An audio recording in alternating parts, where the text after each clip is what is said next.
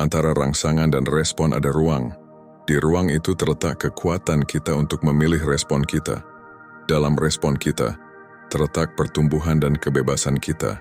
Viktor Frankl. Setiap hari kita dihadapkan dengan banyak keputusan, mulai dari yang besar hingga yang kecil. Haruskah saya berbicara di kelas? Haruskah saya langsung membalas pesan itu? Apa yang harus saya lakukan selanjutnya dalam hidup saya? Pilihan-pilihan ini membentuk siapa kita dan hidup yang kita jalani.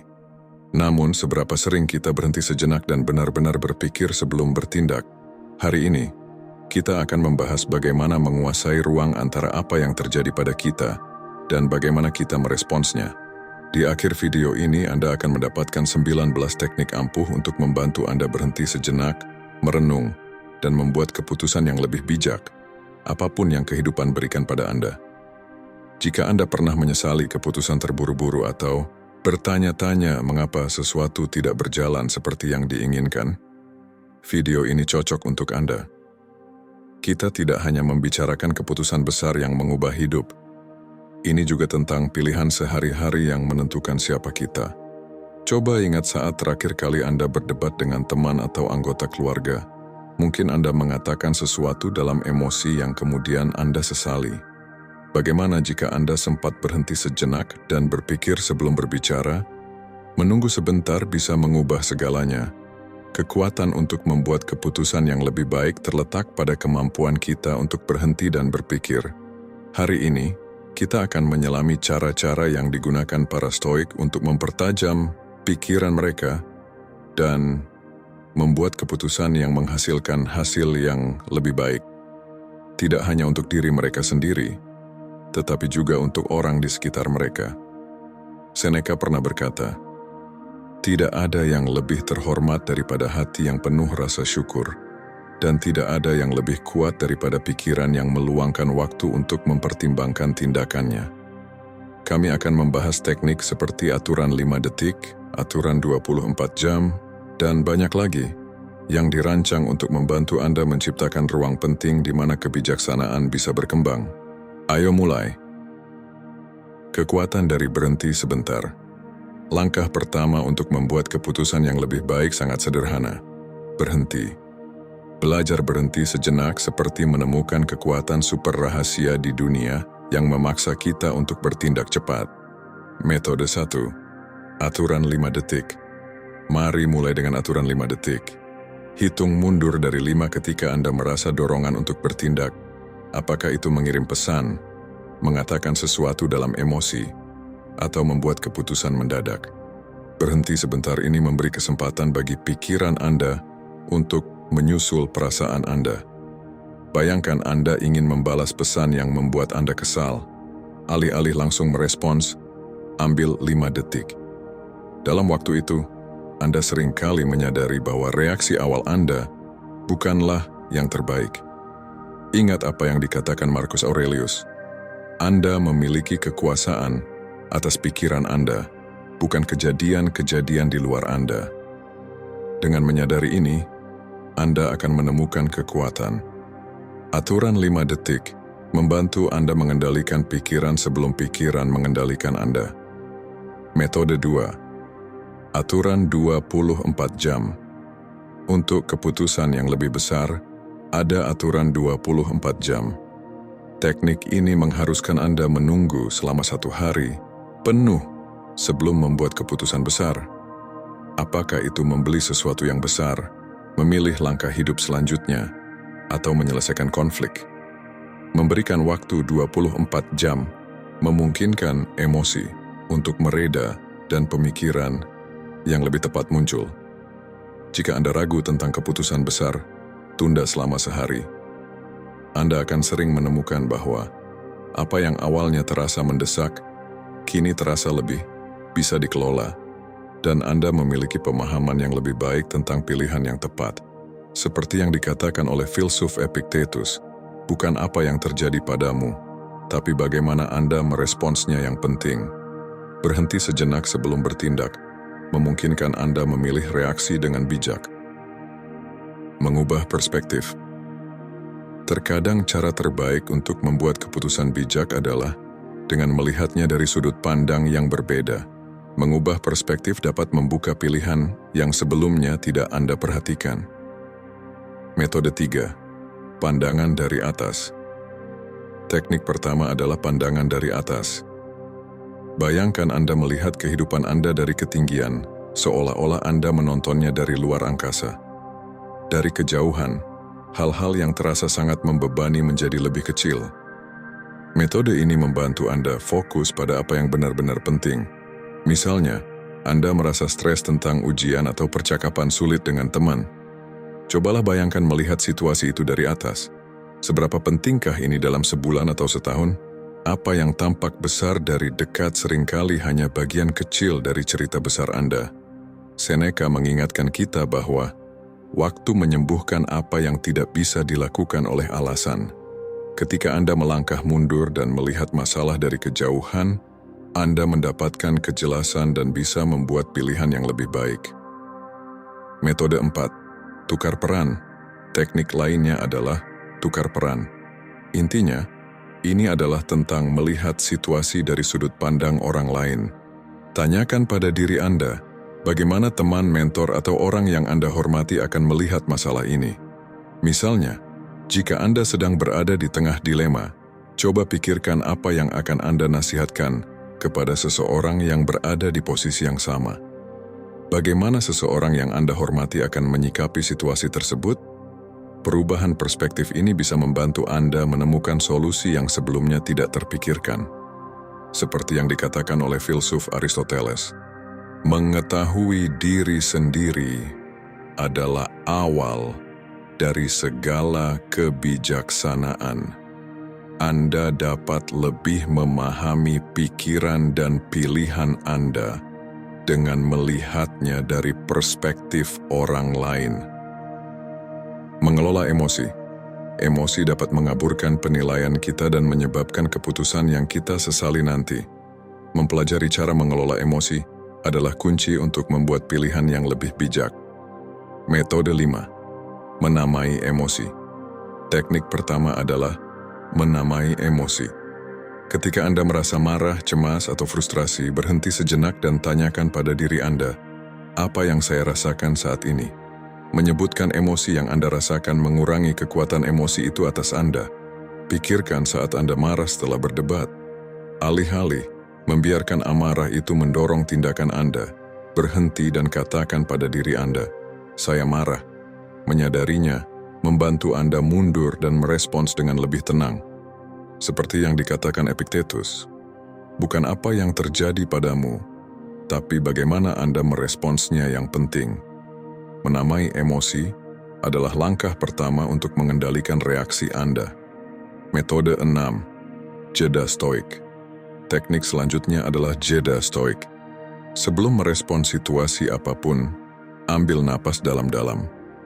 Jeda singkat ini memberi kesempatan bagi pikiran rasional Anda untuk menyusul perasaan, memberi Anda kejelasan untuk memilih respons dengan bijak. Setiap kali seseorang mengatakan sesuatu yang memicu Anda, ambil napas dalam-dalam sebelum merespons. Anda akan merasa bahwa dalam beberapa detik itu, Anda bisa menghindari, mengatakan, atau melakukan sesuatu yang mungkin Anda sesali. Ingat kata-kata Marcus Aurelius, Anda memiliki kekuasaan atas pikiran Anda, bukan kejadian-kejadian di luar Anda. Jeda stoik memberi Anda kekuatan untuk bertindak dengan alasan, bukan emosi. Menganalisis keputusan secara rasional. Untuk membuat keputusan yang bijak, Anda perlu menyeimbangkan emosi dengan analisis rasional. Di bagian ini, kita akan membahas teknik-teknik yang akan membantu Anda mengevaluasi pilihan dengan lebih jelas dan logis. Metode 7, daftar, pro, dan kontra. Mulailah dengan metode klasik, daftar, pro, dan kontra. Tuliskan keuntungan dan kerugian dari setiap pilihan yang Anda hadapi. Alat sederhana ini membantu Anda memvisualisasikan pilihan-pilihan Anda dan menimbang hasil yang mungkin terjadi. Saat Anda memutuskan apakah akan mengambil proyek baru atau membeli sesuatu yang besar, buatlah daftar pro dan kontra. Melihat semuanya secara tertulis memudahkan Anda melihat pilihan mana yang benar-benar mendukung tujuan dan nilai-nilai Anda. Seperti yang dikatakan Aristoteles, semakin banyak yang Anda ketahui, semakin Anda sadar bahwa Anda tidak tahu apa-apa. Daftar pro dan kontra membantu menjembatani kesenjangan tersebut dengan memperjelas pengetahuan dan keraguan Anda. Metode 8. Skema terburuk yang bisa terjadi. Teknik lain yang bisa Anda gunakan adalah skema terburuk yang bisa terjadi. Pikirkan kemungkinan hasil terburuk dari keputusan yang Anda buat dan bagaimana cara Anda menghadapinya. Ini mengurangi rasa takut dan membantu Anda mempersiapkan tantangan yang mungkin terjadi sebelum membuat keputusan besar. Misalnya, jika Anda sedang mempertimbangkan untuk pindah ke kota baru atau melamar ke universitas baru, bayangkan skenario terburuk yang bisa terjadi. Bagaimana Anda akan menghadapinya?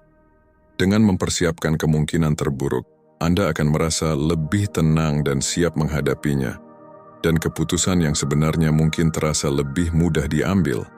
Seneca mengatakan, halangan terbesar untuk hidup adalah harapan yang menggantungkan diri pada hari esok dan kehilangan hari ini. Dengan menghadapi skenario terburuk, Anda menghilangkan ketakutan akan hal yang tidak diketahui, sehingga Anda bisa bertindak dengan lebih percaya diri. Mengikuti nilai dan prinsip Anda. Keputusan yang bijaksana berakar pada nilai-nilai dan prinsip pribadi Anda. Di bagian ini, kita akan membahas cara memastikan pilihan Anda sejalan dengan apa yang benar-benar penting bagi Anda. Metode 9. Pemeriksaan integritas. Mulailah dengan melakukan pemeriksaan integritas. Tanyakan pada diri Anda, apakah keputusan ini sesuai dengan nilai-nilai dan prinsip pribadi Anda? Jika keputusan tersebut bertentangan dengan keyakinan inti Anda, mungkin itu bukan pilihan yang tepat. Jika Anda mempertimbangkan untuk bergabung dengan kelompok atau melakukan aktivitas yang tidak sejalan dengan nilai Anda, tanyakan pada diri Anda, apakah ini mencerminkan siapa saya dan apa yang saya perjuangkan? Memastikan bahwa keputusan Anda sesuai dengan nilai-nilai Anda akan mencegah konflik batin dan penyesalan. Seperti yang dikatakan Mahatma Gandhi, cara terbaik untuk menemukan diri Anda adalah dengan melayani orang lain. Memastikan keputusan Anda sejalan dengan nilai-nilai pribadi, membantu Anda tetap setia pada diri sendiri. Metode 10. Uji, apakah saya akan menghargai diri saya? Metode lain yang berguna adalah uji, apakah saya akan menghargai diri saya? Sebelum membuat keputusan, pertimbangkan apakah Anda akan bangga dengan pilihan tersebut jika itu diketahui publik. Uji ini memastikan Anda bertindak dengan integritas dan rasa hormat terhadap diri sendiri. Misalnya, jika Anda dihadapkan pada pilihan yang menguntungkan Anda secara pribadi tetapi mungkin tidak etis, tanyakan pada diri Anda, apakah saya akan menghargai keputusan ini jika orang lain mengetahuinya? Perspektif ini membantu Anda memilih tindakan yang mencerminkan rasa hormat terhadap diri sendiri dan prinsip-prinsip Anda. Seperti yang dikatakan filsuf Konfusius, manusia yang unggul berbicara dengan rendah hati, tetapi tindakannya melampaui kata-katanya. Dengan membuat keputusan yang mencerminkan diri sejati Anda hidup sesuai dengan prinsip Anda dan memberi contoh bagi orang lain. Mencari nasihat dari orang lain. Terkadang kebijaksanaan datang dari orang lain. Mencari nasihat dari orang yang terpercaya bisa memberi perspektif baru dan membantu Anda membuat keputusan yang lebih baik. Metode 11. Nasihat mentor. Mulailah dengan nasihat mentor. Konsultasikan dengan seorang mentor atau orang yang Anda hormati. Mereka memiliki pengalaman dan wawasan yang dapat membimbing Anda melalui keputusan yang kompleks. Nasihat seorang mentor seringkali membawa kejelasan dan membantu Anda menghindari kesalahan yang sering terjadi. Jika Anda sedang mempertimbangkan keputusan besar, seperti memilih jalur karier atau menghadapi tantangan pribadi, carilah nasihat dari seseorang yang telah melalui situasi serupa. Pengalaman mereka bisa memberi panduan berharga dan membantu Anda melihat pilihan dengan lebih jelas. Seperti yang dikatakan Socrates, Satu-satunya kebijaksanaan sejati adalah mengetahui bahwa Anda tidak tahu apa-apa. Dengan berkonsultasi dengan seorang mentor, Anda bisa memanfaatkan pengetahuan mereka dan menghindari keputusan yang didasarkan hanya pada perspektif terbatas Anda. Metode 12. Pendekatan dua kepala lebih baik dari satu. Teknik lainnya adalah pendekatan dua kepala lebih baik dari satu. Diskusikan keputusan Anda dengan teman atau penasihat yang terpercaya. Mereka dapat memberikan sudut pandang berbeda dan membantu Anda mempertimbangkan aspek-aspek yang mungkin terlewatkan. Sebelum membuat keputusan besar, ajak beberapa orang yang Anda percayai untuk memberi masukan. Setiap perspektif bisa menyoroti sudut pandang yang berbeda, memberikan pertimbangan lebih luas dan membantu Anda mengambil keputusan yang lebih seimbang dan terinformasi. Seperti yang dikatakan filsuf Lao Tzu, perjalanan 1000 mil dimulai dengan satu langkah. Mendapatkan saran dari orang lain membantu Anda mengambil langkah pertama dengan bijak, memastikan perjalanan Anda dipandu oleh kebijaksanaan kolektif, bukan hanya perspektif pribadi. Mencari nasihat bukanlah tanda kelemahan, tetapi tanda bahwa Anda menghargai perspektif yang berbeda dan terbuka untuk belajar dari orang lain.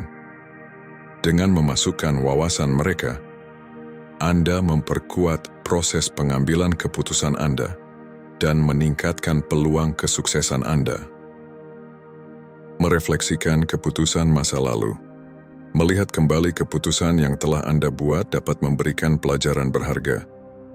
Di bagian ini kita akan mengeksplorasi bagaimana merefleksikan pilihan-pilihan Anda di masa lalu dapat meningkatkan kemampuan pengambilan keputusan Anda di masa depan. Metode 13. Analisis pasca mortem. Mulailah dengan analisis pasca mortem. Setelah membuat keputusan, tinjau hasilnya dan proses yang Anda lalui. Tanyakan pada diri Anda, apa yang berjalan dengan baik, apa yang tidak, dan apa yang bisa dipelajari dari pengalaman tersebut. Pikirkan tentang keputusan baru-baru ini yang tidak berjalan seperti yang diharapkan, mungkin sebuah proyek yang gagal, atau rencana yang tidak berhasil. Analisis apa yang menyebabkan hasil tersebut dan identifikasi area yang perlu diperbaiki. Ini membantu Anda menghindari kesalahan yang sama di masa depan. Seperti yang dikatakan John Dewey, kita tidak belajar dari pengalaman, kita belajar dari refleksi terhadap pengalaman. Merefleksikan keputusan masa lalu mengubah pengalaman menjadi kebijaksanaan, membimbing Anda untuk membuat pilihan yang lebih baik di masa depan. Metode 14. Refleksi diri di masa depan. Teknik lainnya adalah refleksi diri di masa depan. Bayangkan, Anda melihat kembali keputusan yang akan Anda buat 5 tahun dari sekarang. Pertimbangkan bagaimana perasaan Anda tentang pilihan itu dalam jangka panjang, dan apakah itu sejalan dengan tujuan hidup Anda. Sebelum membuat keputusan besar, pikirkan bagaimana Anda akan melihatnya dari perspektif diri Anda di masa depan. Apakah Anda akan merasa itu adalah pilihan yang bijak, ataukah Anda akan menyesalinya? Perspektif ini membantu Anda menyelaraskan keputusan dengan aspirasi jangka panjang Anda. Seperti yang bijak dikatakan oleh Lao Tzu, waktu terbaik untuk menanam pohon adalah 20 tahun yang lalu. Waktu terbaik kedua adalah sekarang. Refleksi diri di masa depan membantu Anda menanam benih untuk masa depan yang lebih baik, memastikan bahwa Anda bertindak bijak hari ini. Menghindari bias yang umum. Bias dan distorsi kognitif sering mempengaruhi keputusan kita. Di bagian ini kita akan membahas teknik untuk mengenali dan mengatasi bias ini, sehingga Anda dapat membuat pilihan yang lebih objektif dan bijaksana. Metode 15. Mengenali bias konfirmasi. Mulailah dengan mengenali bias konfirmasi.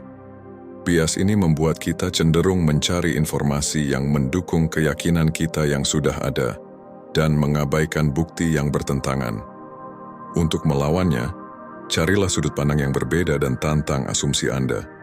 Jika Anda sedang mempertimbangkan untuk membeli ponsel baru dan hanya fokus pada ulasan yang memuji produk tersebut, Anda sedang jatuh ke dalam bias konfirmasi.